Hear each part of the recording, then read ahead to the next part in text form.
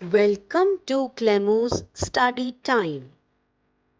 உயிரெழுத்துகள் 12ம் மெய் எழுத்துகள் 18ம் இணைந்து உயிர்மெய் எழுத்துகள் உருவாகின்றன. இதனை எழுத்து வாய்ப்பாடு மூலம் அறியலாம். இக் பிளஸ் அ க கண். இக் பிளஸ் ஆ கா காடு. இக் பிளஸ் இ கி கிளி. இக் பிளஸ் ஈ கீ கீரி. இக் பிளஸ் உ கு குரங்கு.